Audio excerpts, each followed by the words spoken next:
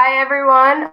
Welcome to tonight's Fiveable on Hamilton's financial plan. I am Nicole Johnson. I am a teacher in New Jersey. And can I just get a kind of heads up on who's out there and where you're from?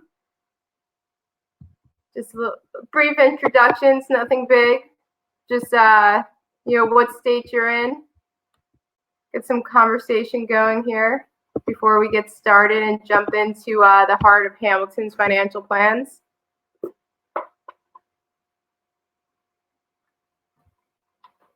All right, maybe a shy group. So in the question area here, hey, Miami, awesome. Michigan, very cool. Oh, and a sophomore. So at my school, it's juniors and seniors who take APUSH. So that's cool that you're taking it as a sophomore. That's a huge undertaking. Oh, we got a good crew coming in from Michigan. The other night I had a bunch of people from Michigan as well. So on the side there, you can just see some of the ideas I put that we're going to be covering tonight. And those are kind of going to be the questions I'm going to be jumping back at the end just to see if you kind of grasped everything, because there's a lot to Hamilton's financial plans. Have you all seen the Broadway show Hamilton? I'm in New Jersey, so it's quite easy for me to get into New York, and I got to see it, and it is just fantastic. They do a really great job of explaining who he is, his life story, and then obviously what he did through the Revolutionary War and then as Secretary of Treasury. So here's our social. Really. And if you haven't seen it, even if you just listen to the CD of the cast music, the music from it, it's just fantastic.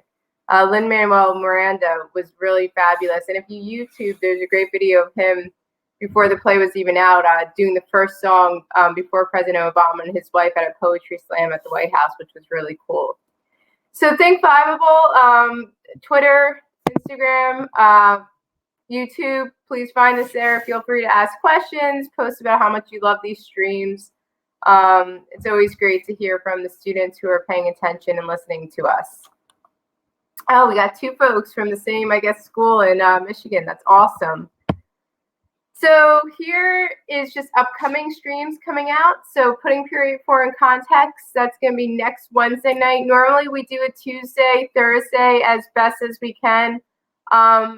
But next Wednesday, I unfortunately can't do next Thursday, so I'm going to be doing a stream next Wednesday. I'm just putting period 4 into context. The rise of political parties I'm doing John Marshall's court on the 16th. Rise of political parties on the 16th, John Marshall's court on the 16th. We're going to cover all of his court cases, at least the big ones that APUSH will find important.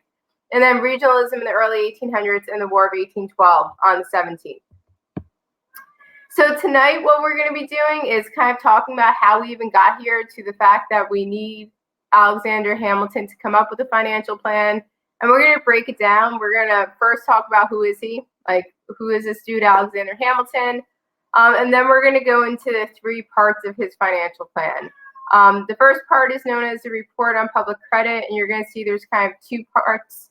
There's a first report on public credit, and then there's going to be a second report on public credit. Then we'll have his report on manufacturers, and then we'll have his idea of the national bank, which will be his third part of his plan. We're going to talk throughout, as we're talking about each of these parts of his plan, we're going to talk about the different responses he was receiving at the time.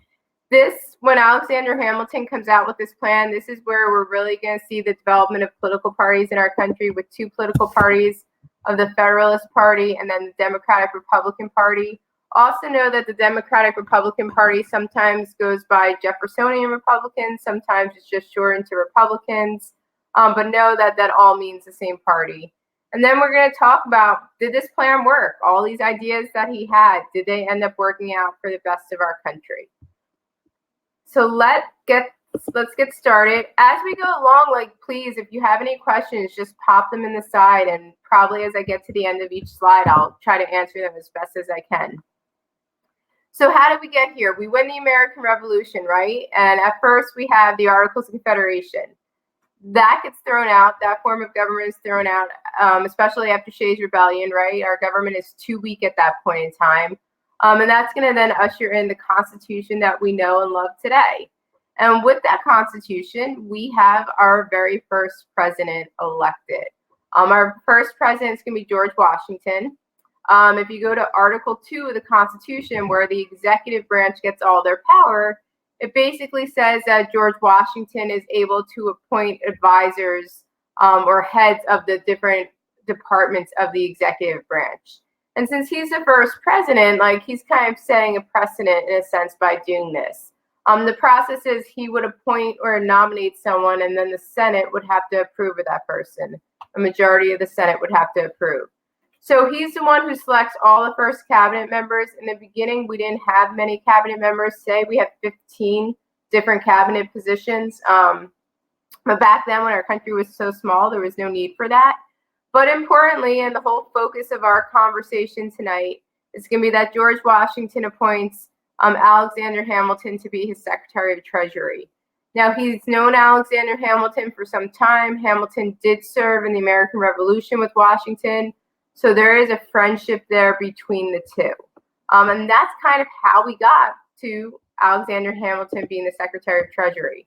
Let's just take a second to talk about who Alexander Hamilton is himself. So what's important to understand about Alexander Hamilton is he was born in the West Indies in the mid-1750s. He came here as a young man. He was broke. His parents had passed away, and people had kind of helped fund his trip here to the United States. As I mentioned, he did serve in the Revolutionary War under Washington. And so that's why Washington kind of really trusted him in that role and knew that Hamilton was someone he could trust since they did serve in war together. And that's why he appoints him as Secretary of the Treasury. Now, Hamilton is never becomes president in our country. But what's interesting is he is on our money. And that's funny because when you look at all of our different dollars, whether it's $1, $5, $20, whatever it might be, it's usually a president who's pictured on that. So Alexander Hamilton, it just shows you the significance he had, the fact that he does appear on money. But anyway, just moving on, talking a little bit more about Hamilton. As Secretary of the Treasury, his big job is going to be, how are we going to have adequate support of public credit? How are we going to fix the situation that we're in? So his objectives as he takes on Secretary of the Treasury position, he has 110 days, basically, that he needs to figure out, how do you establish credit at home? How do you establish credit abroad? Because we want like a good relationship with foreign countries. And how at the same time do we strengthen the national government? As we're going along talking about Hamilton tonight, keep in mind he's a member of the Federalist political party, right? And the Federalist political party are those folks who believe in a very strong central government. So you're going to see that a lot of his plans are going to fall into believing in a strong central government. Federalists also tend to be pro-manufacturing, right? Pro-industry. You're going to see that his plans are going to support manufacturing and industry, which is why those New England states tend to be Federalists, and those New England states are going to love Hamilton's ideas.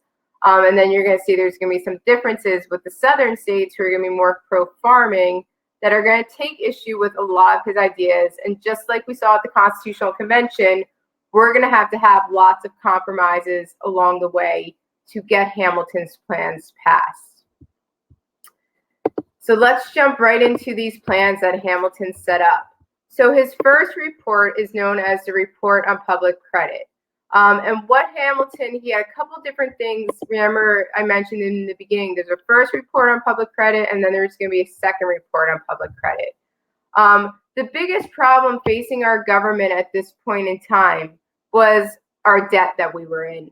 So if you look at the American Revolution, our federal government has about $54 million in debt without interest. If you want to add the interest in, we're talking about close to $80 million in debt that our government is in. And that's just our federal government. If you add all the states together, our states have about $25 million in debt. And the problem during this time period is that paper money was issued under the Continental Congress, and during the Articles of Confederation, that paper money is basically worthless. So foreign governments don't want to lend us any money because they know that our currency is worthless. And that's creating a problem as well, because if we can't take out loans from foreign governments, it's going to be hard to pay off the debt that we currently have. So what Hamilton decides to do is he decides to come up with this idea to get credit into our country, to establish a good line of credit into our country. And the way he wants to go about doing this is by assuming not only the debt of the federal government, but the debt of the state governments as well. And this is why sometimes this first part of his plan is also known as the assumption plan, because he's going to assume that debt. So keep in mind, during the revolution, you had both the national government and the individual states needed money. So both the national government and the individual states were borrowing heavily from foreign countries. They were borrowing from citizens so they could pay their soldiers and buy supplies. The way sometimes that they would pay off this money or borrow this money is through what they called issuing a bond. So like back in the day, like the big thing to do whenever a baby was born was to go and buy them like a savings bond, because that bond appreciates over time. So basically, if the government is selling bonds, what they're saying is, I'm going to go and I'm going to buy a $100 bond from the bank, from the government. They're going to take my $100 to use to start paying off their debt.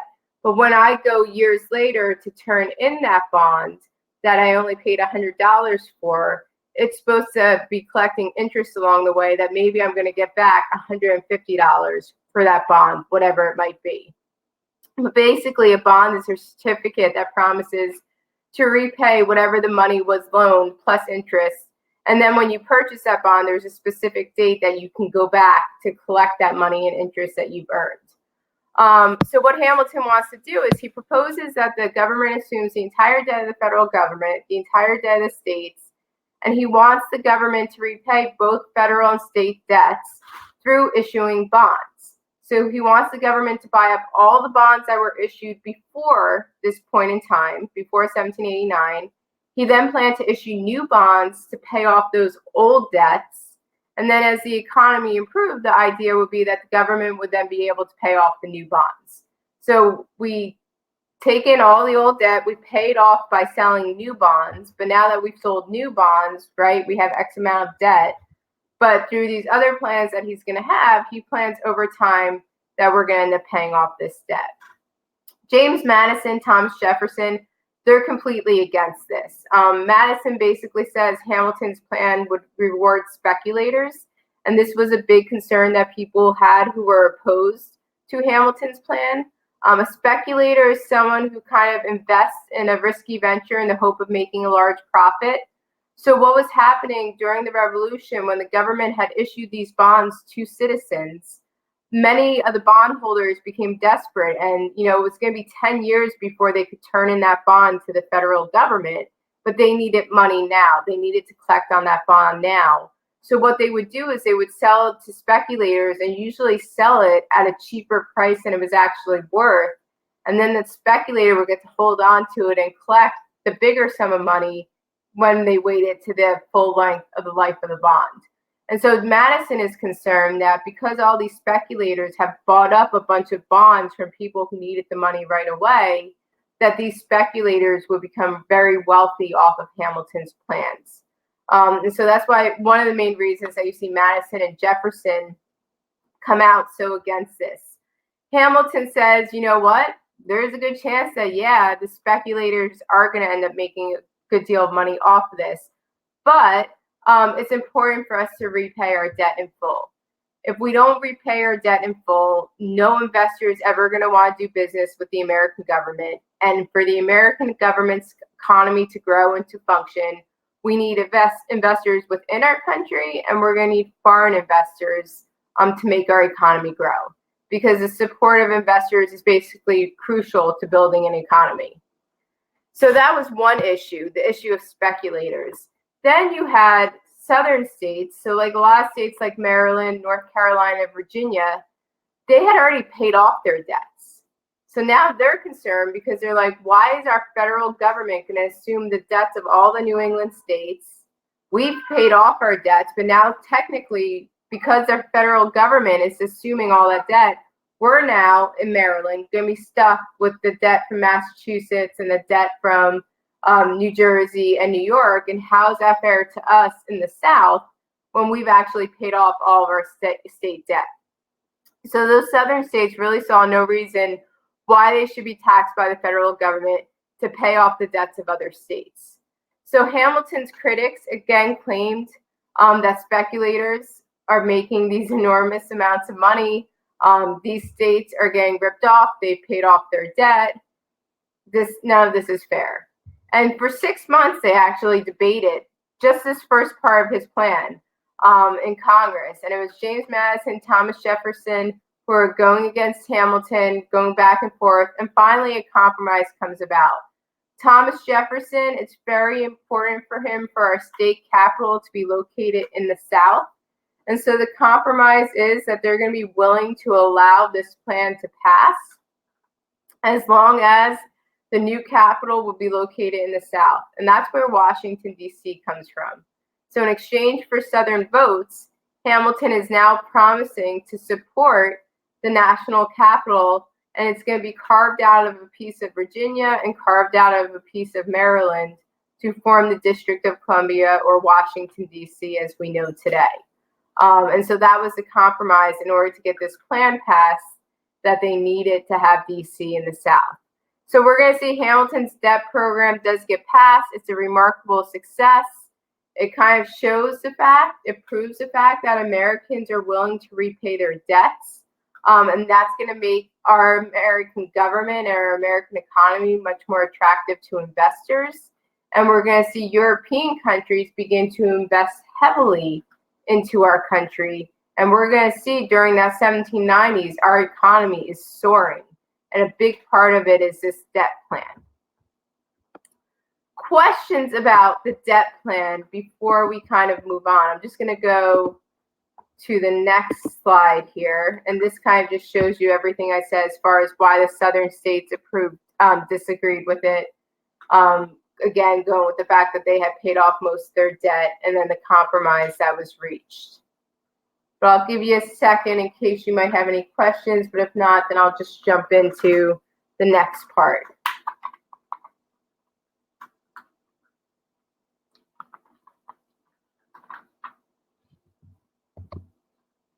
So the next report that Hamilton comes out with is the report on manufacturers. And again, if you recall, Hamilton, like I said in the beginning, I reminded you all that he's a Federalist.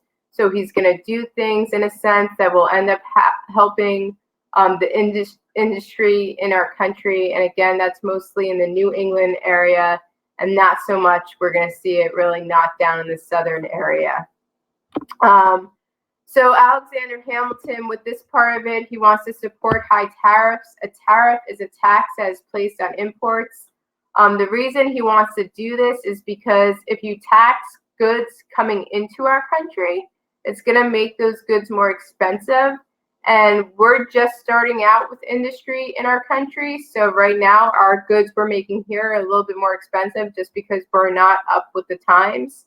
And so he wants to make it so imported goods are more expensive than goods made here, which would make people more inclined to buy American-made goods if American-made goods are cheaper than the goods coming in from the outside. He also supported what was known as an excise tax. An excise tax is going to be a tax on a specific item. We're going to see when this ends up going through that specifically they're going to start taxing whiskey, which will later on lead to the Whiskey Rebellion, which we're not going to really talk about tonight, but know that a Whiskey Rebellion is going to take place because of this tax.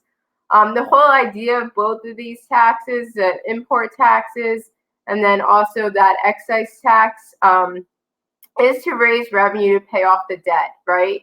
So we just have all this debt because we issued all these new bonds. So we have to pay it off. So the best way to do it is through these different taxes. And also a big part of it, as I mentioned, is he wants to aid businesses in manufacturing. So by having these import taxes, which by the way are also known as a protective tariff, because it protects our industry from foreign competition. And by doing that, it's going to help our industry to grow by putting these protective tariffs into place. Also, he talks about the fact of the importance of internal improvements, right? So it's going to be super important to, we don't have roads really at this time, but to internally improve our infrastructure in the government. We're going to need more to do that throughout the country, connect the North and South better than it is now. Just like we saw with the first report, we're going to have differences of opinion as to whether or not this is a good idea or not. And let me just switch over to that slide. So again, we're going to see opposition in the South and the West for this. These are agricultural areas, right? So they're not going to be happy with the fact that industry, they're seeing this bill as mostly helping the New England states. Also the South and the West, because they were exporting a lot of their goods. When they would export their goods, at the same time, they would import a lot of goods. So they tended to be the ones who were being hurt the most, because a lot of times the South and the West were buying a lot of those foreign goods. So now they're seeing the prices of the goods they're purchasing increasing. So that's going to upset them a great deal. The North, they're going to favor this, right? They're in favor of manufacturing. It's going to help their manufacturing industry grow. So this to them is a good thing. And not only are we seeing this division between North and South, but again, we're seeing this division with political parties, right? So we're going to have the Federalists who are supporting this concept, and then we're going to have those Jeffersonian Republicans, Democrat Republicans, whatever name you want to call them. We're going to see them being against this. So it's funny with Hamilton's plan, you know, a lot of times when we think about the divisions between North and South in our country, our minds always go to slavery. And for sure, you know, especially as we get closer to the Civil War, slavery is a huge dividing point between the North and South. But it's important to understand that in the beginning of our government, too, there were other things dividing our party, our country, between North and South. And a lot of it was more political party related, and our political parties being so different in opinion as to things like this. Should we be a manufacturing country? Should we be a farming country? And so we're going to see that dividing our country as well. Questions about this report on manufacturers before we go to the last part of his report?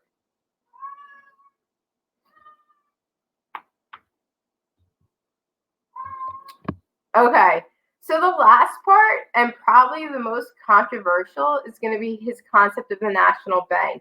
We're not talking about like the current today Bank of America that, you know, is all over our country. We're talking about a national bank that's going to be put in place to basically help store all of the money we're collecting in taxes, and then to help pay all of our government's bills. And there's a lot of fighting that's going to go over this Bank of the United States. It's modeled after the Bank of England. And basically the whole purpose of a national bank is to collect taxes, hold government money. It can make loans and then charge interest on those loans to make more money as a government. But the big thing with this bank is, especially between, again, those two political parties, is the fact of, is this bank constitutional or not? And that's where the fight's going to come in. And we're going to see the two political parties completely have separate ideas.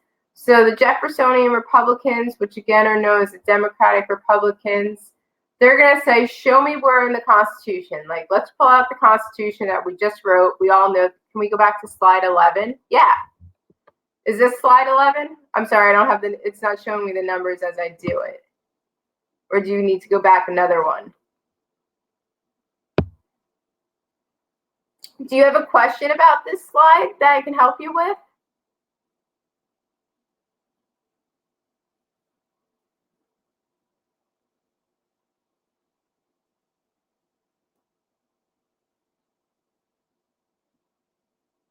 Was this slide 11, or did you want to see one? I'm trying to see if I can. In the presentation mode, it's hard to tell the numbers of the slides. No, we're good now? Okay, cool.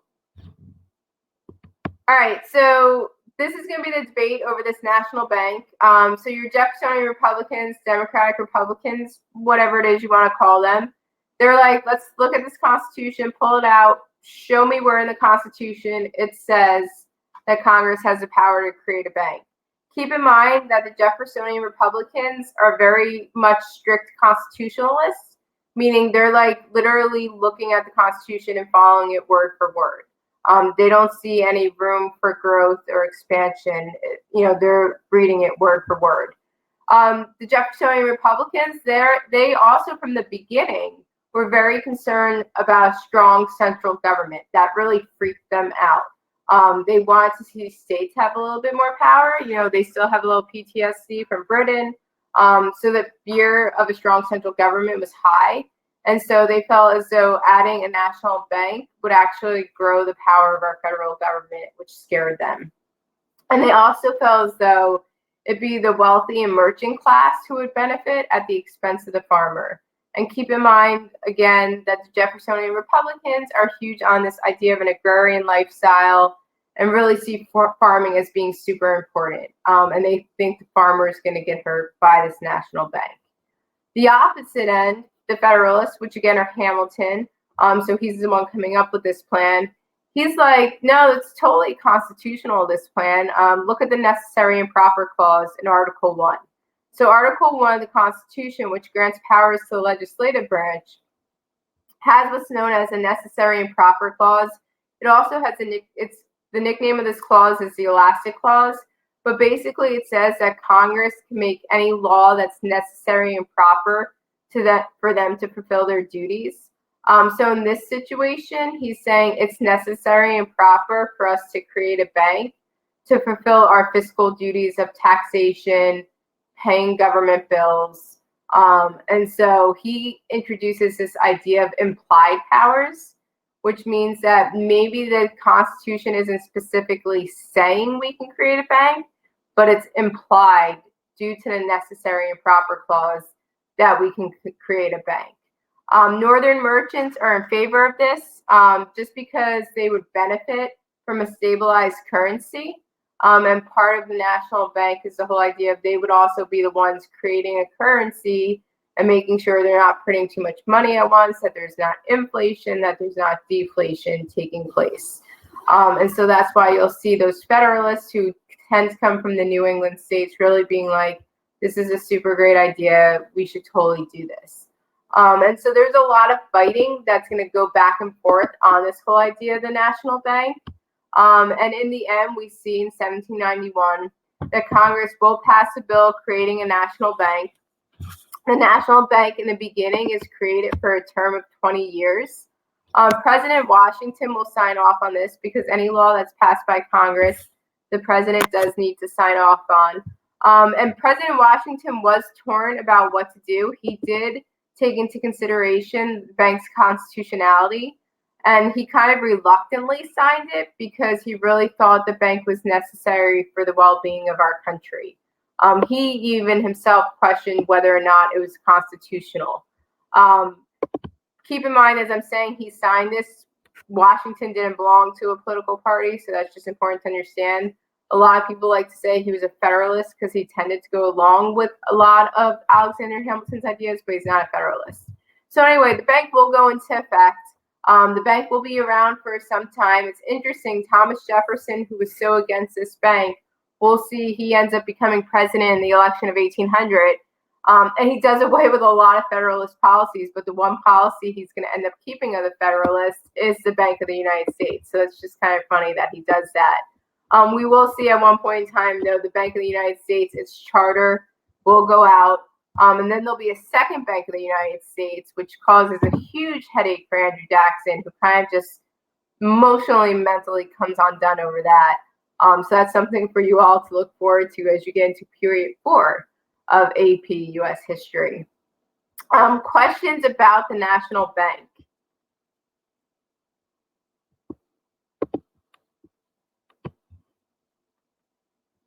Just want to see what's next. Okay, so let's talk about these 3 parts of his plan, right? So we're talking about assuming the federal government and state debt. We're talking about the tariffs, and then we're going to be talking about that national bank. Were his plans successful?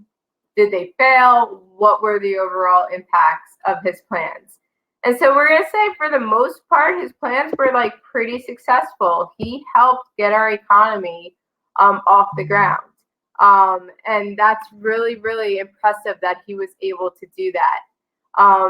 We're going to see that, again, foreign governments, foreign investors are very okay with loaning us money, very okay with investing into our economy, because by Hamilton assuming all of the debt of the federal government and the states, and more importantly, paying off that debt, it showed our government's responsibility that we take debt seriously and we're not just going to enter into bad loans and not pay it back.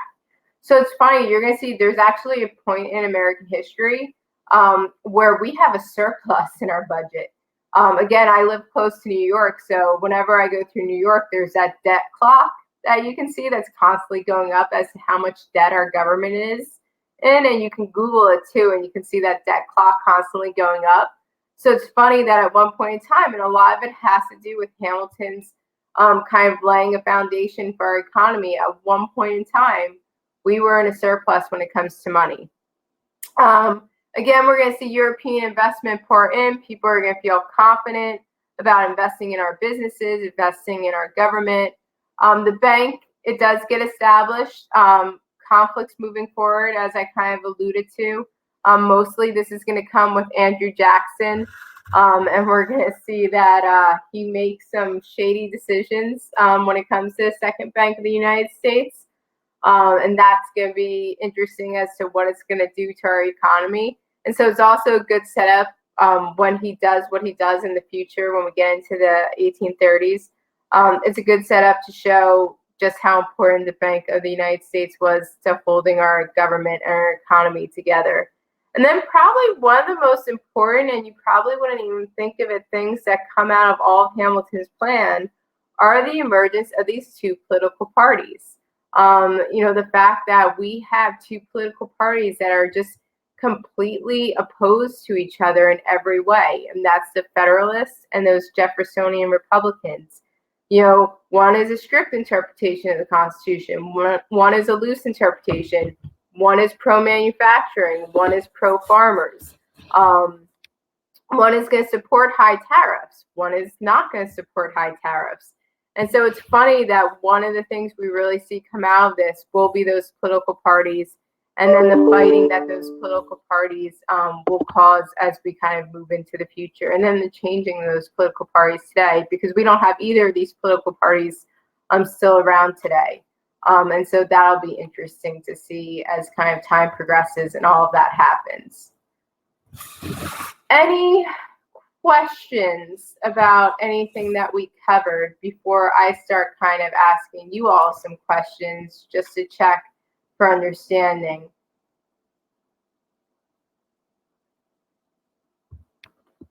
So the first question that I have, and don't shout out the answer, what I'm going to do is try to do this in a poll. So the first question that I have is, which of the following was not a provision of Hamilton's financial plan? And just give me 2 seconds, because I'm going to create a poll for you to choose. So we're just going to call this question 1. And so you can choose from A, B, C, and then D. So which of the following was not a part of Alexander Hamilton's financial plan? Okay, we got a couple coming in. So again, it's A, taxing the states to pay off the war debt. B, paying the full amount owed on Confederation bonds. C, placing an excise tax on whiskey. Or D, creating a national bank.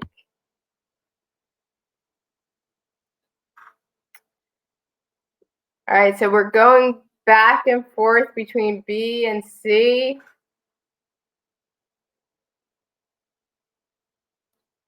Looks like B is gaining in votes.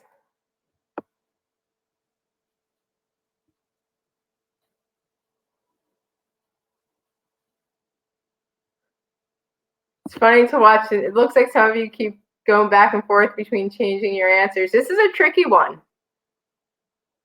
So those of you, as you're answering, so right now it looks like we have an 8-2 divide. Just kind of, if you don't mind, kind of say why you're going. Oh, we got one. Nope, we had one for A, and then they backed out. kind of say your thoughts. And this, I hate to do this because it is somewhat of a tricky question. Say your thoughts as to why you're choosing B. It looks like B and C right now. So if you chose B, just give an idea of why you chose B. And if you chose C, the one lone straggler right now, just let us know why you chose C. Because it's always interesting to see the thought process before I say what the answer is.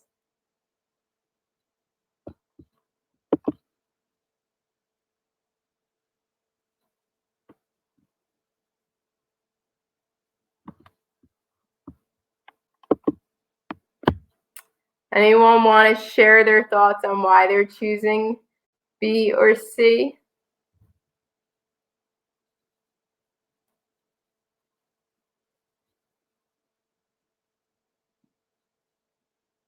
Doesn't matter if you're wrong or right. It's always just good to get a good conversation going about where you were thinking when you chose your different answers. So I'll just keep talking, but I would love to see some answers on the side there. So we can kind of eliminate, hopefully, some obvious ones here. So we know that creating a national bank, for sure, was a part of the plan. Were all the other responses were covered. I chose B because I don't remember you mentioning paying off bonds. I might be wrong, though. I chose B because you did not mention that topic. Okay, so the answer is not D. We know this. Creating a national bank. The answer is not A because the states were being taxed to pay off the war debt. I'm just going to go back to my slides here. I'm going to jump back in time a little bit to the very beginning when we're talking about the report on public debt. So right here, when we're talking about the report on public debt, I just want to see if it's when we're talking here about speculators, and it's talking about the concerns of speculators making money. If you recall, the whole idea here with speculators making money is that Alexander Hamilton wanted to buy back all the Confederation bonds that have been sold during the Revolutionary War and pay the amount of those bonds. And the concern was that speculators had bought up a lot of those bonds and paid a cheaper amount for them. But then when they would then go and turn them into the government, they would get the full price and end up making a lot of money off of those bonds. So for instance, say there was a bond that was technically worth $100. So I'm a farmer. I bought that bond. If I let it stay for the rest of its life to the extent that it should go, I would get $100 from the government. But I'm a poor farmer. I need money now. A speculator has come and said, listen, you give me that bond you have right there. I'll pay you $50 for it. I know if I wait longer, I'll be able to get $100, but I need that money now. So I'm going to sell that bond to that speculator. I'm only going to get $50. But now that speculator, when they go and turn it into the government, they're going to end up with $100 and they're just going to have made money off of it. So yes, that's why the speculation part is not, that's why that, if we go back and get the choice now. So that's why B is actually not the answer. Where this is a trick question, and I'm a terrible person for doing this. The answer is actually C. So I think there's one of you, one person, high five to you for choosing C. And the reason it's C is because his financial plan calls for excise taxes. So it just comes up with the idea that Congress is allowed to pass excise taxes. It's then Congress who takes the next step to decide what it is or what kind of excise tax they want to pass, and then they'll end up passing the whiskey tax.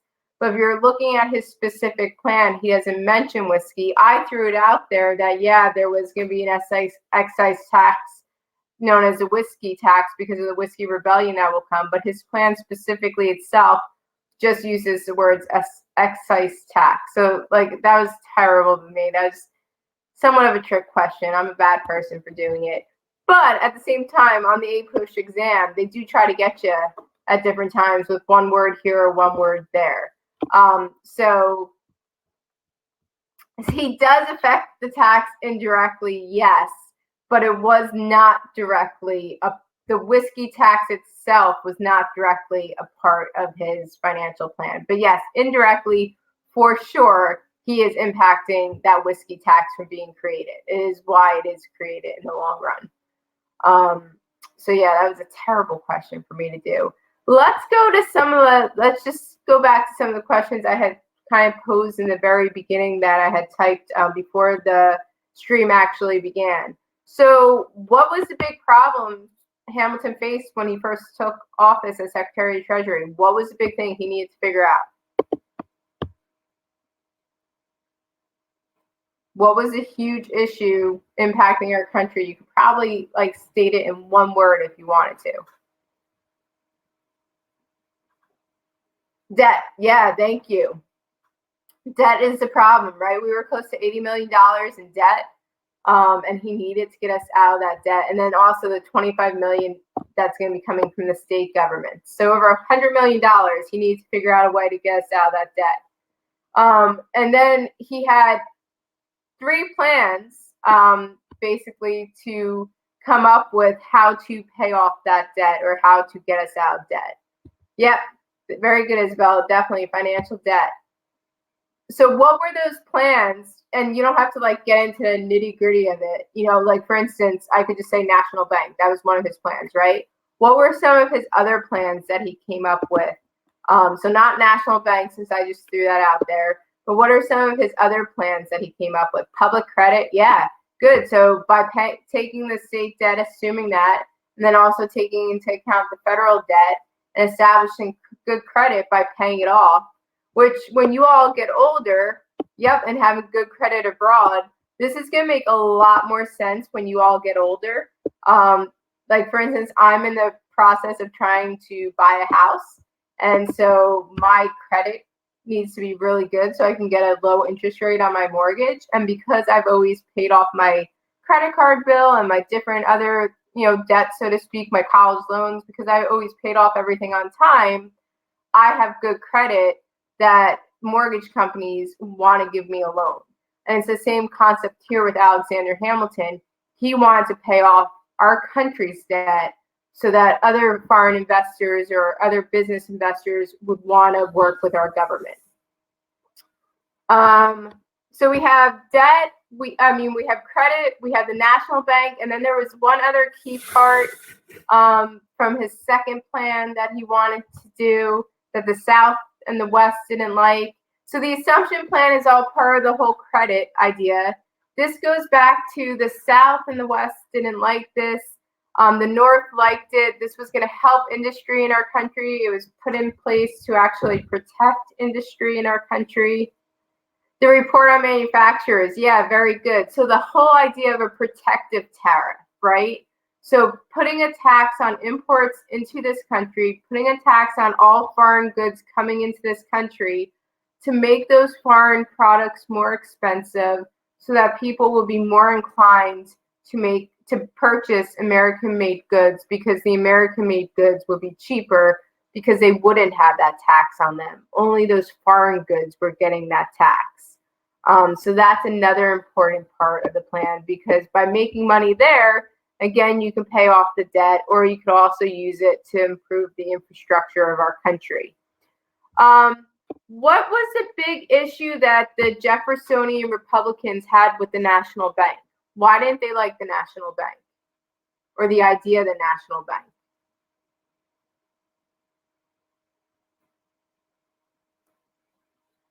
Too much power? Yep. So one idea is the fact that you're giving the federal government too much power, for sure. Anyone else have another thought on this?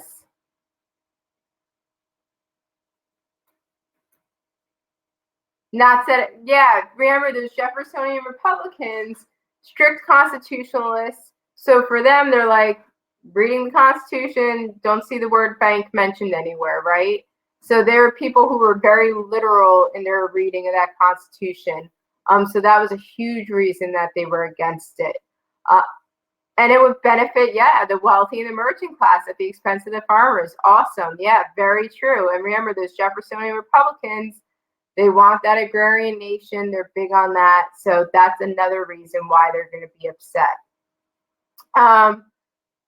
One last question, and then I want to take questions from all of you. What was the compromise that was reached when we're going way back to taking on all that debt of the federal government and the state governments?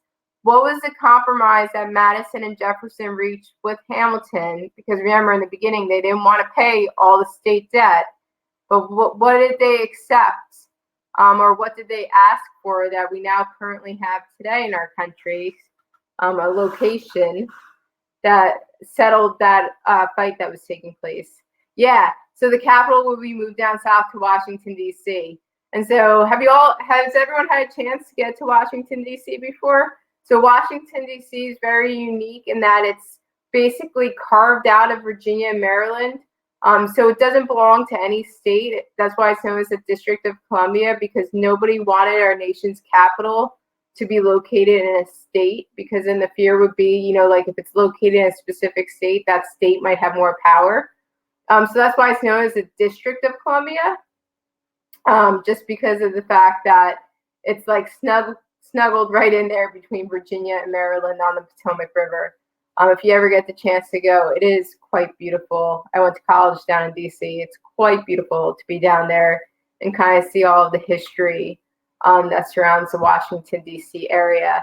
I do want to take a few minutes, though, if you all had questions about anything that we went over that I could better answer. I know sometimes I can talk really fast, so I do want to take time if you have questions about Hamilton or anything U.S. history-wise.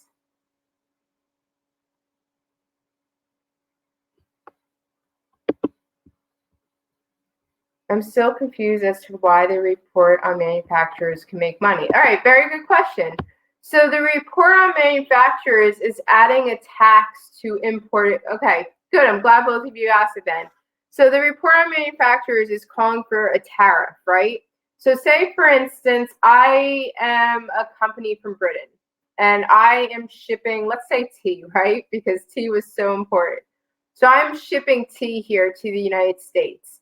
And so my tea, I normally would sell my tea for maybe, and these are made up numbers, just go with me here. I would normally sell my tea for $10 a box, right? But when I get here to the United States, the government is charging me a tax. So I now have to pay the government $10 just to sell my tea here, right? I have to pay them like $10 per box just to sell my tea here. So now I'm going to charge $20 to the citizens to pay my tea, to buy my tea, because I was going to charge them 10, but I also have to pay the government 10, and I need to be able to make money. So every time a foreign good was brought here and sold here, the government made a tax on that good, whatever that tax might be, and they set it at a certain percentage. So depending upon how expensive your product was, the government would make X amount of money off that product. So it's like today when if you go and you buy something and you see that sales tax that sometimes comes up, in a sense, it's similar to that. And all of that money, that tax that was being collected was going straight to our government. And that was only on goods made in foreign countries. Wouldn't that make American-made goods prices go up? So, good question. So American-made goods could technically raise their prices, but what was happening in the beginning at this point in time was because American-made goods were so new to starting an industry, they actually didn't want to raise their prices. They didn't have to pay that tax. Only the foreign goods were being charged a tax. And so American goods wanted to keep their prices low to make it so more people would buy their products. And so if I'm buying tea and I have a choice between American tea that's only $10 and British tea that's $20, and they both taste pretty much the same, I'm going to buy the $10 tea from Americans rather than pay double the amount, because the foreign goods are now more expensive because of that tax.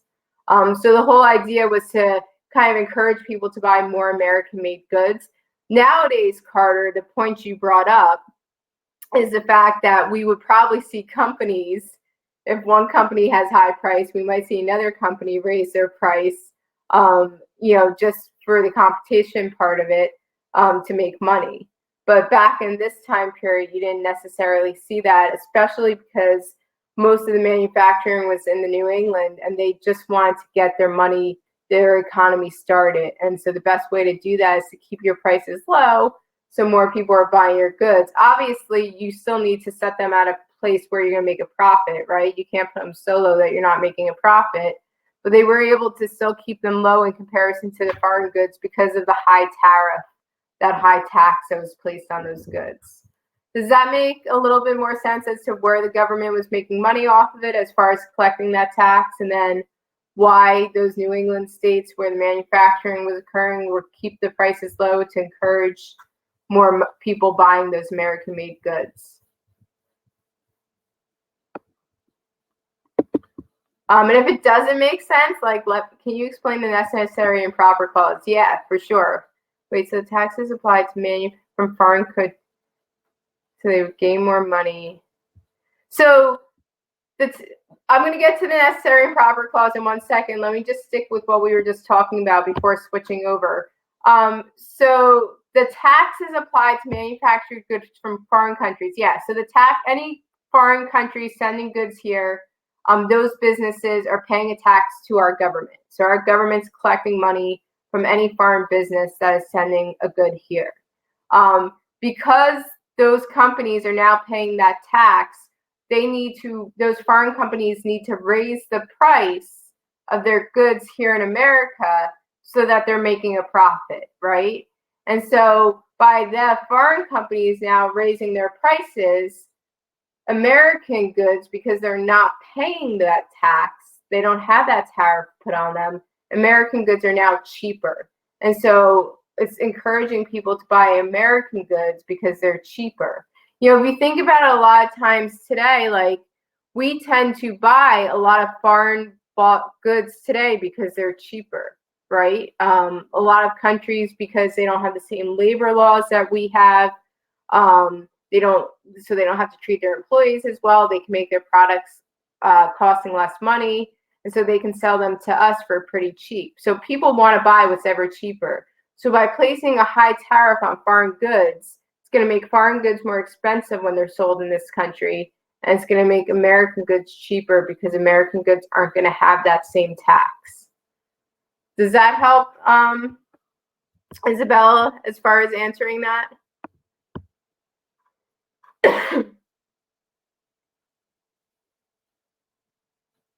It was just swiped. Yeah, exactly. That's a perfect way of summarizing it, for sure. So the necessary and proper, I'm glad I could help. So the necessary and proper clause, which again is sometimes known as the elastic clause, this comes from Article 1 of our Constitution, which gives powers to the legislative branch. And specifically what it says is that Congress is allowed to make any law that is necessary and proper for them to fulfill their duties. So and that's why it's known as the elastic clause, because people feel as though you can kind of stretch, what exactly does it mean, necessary and proper to fulfill their duties? And so basically, what our Supreme Court has said, because there was a court case about this, McCulloch versus Maryland, which if you watch next week, the Marshall Court stream next Wednesday, it'll get more into this. But basically, the way the courts have ruled on this is, if you go to Article 1 of our Constitution, there is a part that's known as delegated powers, where they specifically list the powers to tax, the power to create a post office, the power to declare war. So in Article 1, there are specific powers that are listed to our Congress. And so what the courts have said with the necessary and proper clause, if it is necessary and proper for you to make a law or to create something, in order for you to fully do one of those delegated powers, right? Passing taxes, creating a post office, then it is constitutional. So in this case, Alexander Hamilton saying it is necessary and proper for us to create a bank because of our fiscal responsibilities according to our Constitution. The responsibility of creating a currency, which is listed in the Constitution. The responsibility of collecting taxes, which is listed in the Constitution. The responsibility of paying our country's bills in the Constitution. And so he's saying in order for us to do those jobs, those fiscal monetary jobs that are listed in the Constitution, it is necessary and proper for us to create a bank. But you'll see through the years that necessary and proper clause, again, this is why it's known as the elastic clause. It gets stretched as to what is really necessary and proper for our government to be doing. Does that answer the necessary and proper clause question? Yeah, very cool. Glad that helped. All right, folks. So just moving forward as far as like upcoming streams, putting period 4 in context will be on Tuesday night. On Wednesday, there will be 2 different streams. One will be a little bit earlier, so it's at 6 o'clock on John Marshall's Court. That's next Wednesday, and then the rise of political parties at 7 o'clock. And then next Thursday, it'll be regionalism in the early 1800s, and then the War of 1812. So Tuesday, Wednesday, and Thursday, and these are all central times, just so you know that. You'll see a bunch of different streams taking place. And of course, here is us. Here we are on social media. Think Fiveable at Twitter, YouTube, and Instagram. And that is it for tonight. Thank you so much for participating, for awesome questions, for sharing your ideas with the questions I threw out there. You all have been wonderful, and I hope to see you again next Wednesday night for John Marshall's Court, where we go over some super exciting court cases like Marbury versus Madison and McCulloch versus Maryland, and court cases that have really shaped the function of our government. So thank you again, and I hope to see you soon.